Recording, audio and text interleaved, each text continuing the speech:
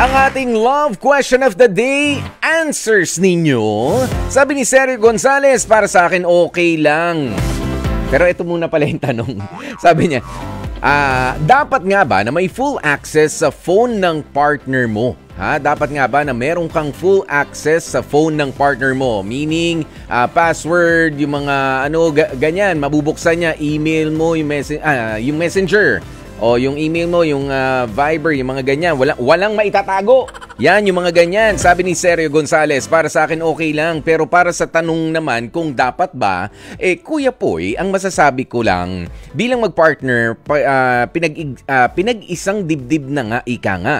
So kung wala naman kayong itinatago sa isa't isa, walang masama kung may access kayo pareho sa phone ng bawat isa. Para sa akin kasi, ang gaan sa pakiramdam at ang aliwalas ng pagsasama pag may pagkakaunawaan ang bawat isa.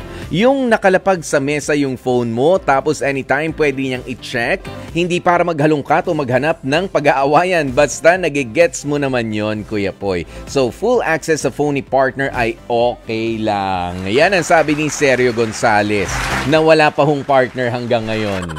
Pepe. Si Darwin Rosel, sabi niya, kung ganun lang pala, di walang taguan ng sikreto sa isa't isa. Kahit may full access pa sa social media account ng partner nila, labas lahat ng mga barahan nila sa lamesa. Yan si Jolly Ann Kuyakot. Yes po, dapat po naman talaga ganoon. Wala silang tinatago at loyal sila sa isang relationship.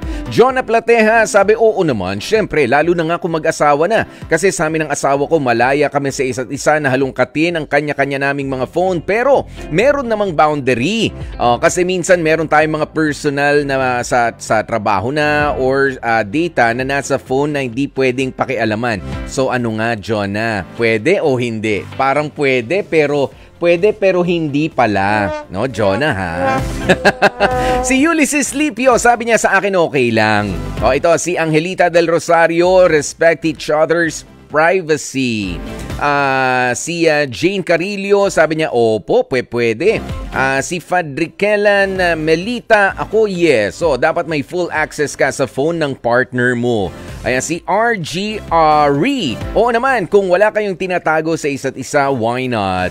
Kahit may access ka, kung mabilis magbura, wala din naman. Sabi ni Angela Gardose. Samantala si Judy Arasan, pag may tinatago, may kalokohan. Ganun lang yun. Para sure, palitan mo na lang yung partner mo.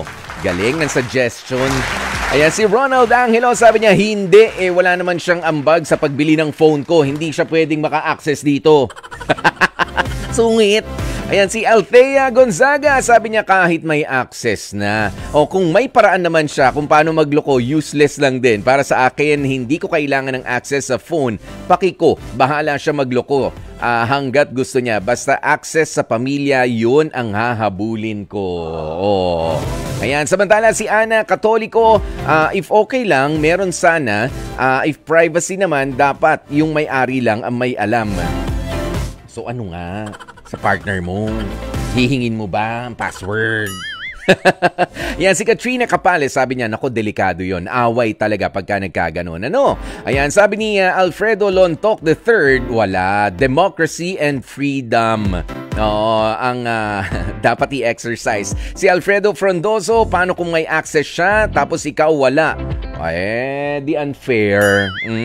Si Mare Marceline Reyes, sabi niya, nope, trust should be there. Eto pa, yung mga kararating lamang dito, no?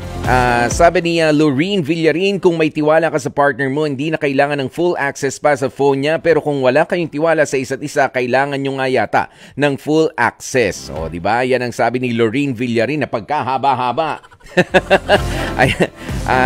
Samantala, sabi naman ni Abigail Enriquez, dun tayo sa legit access sa bank account ang o yung PIN code ng ATM. Di, phone lang muna pinag-uusapan natin. At marami pang iba, grabe, buhay na buhay ang dugo nung iba dyan, mga gigil na gigil at mga nakaranas. Sa full access sa phone ng partner ninyo. Ito lang naman ang masasabi ko dyan. Kung meron ka nga, dapat bang full access sa phone ng partner mo? Bahala kayo dyan. Bahala kayo. Kung anong trip nyo. Kung pag-aawayan ang paghingi ng full access sa phone, tigilan nyo na yan.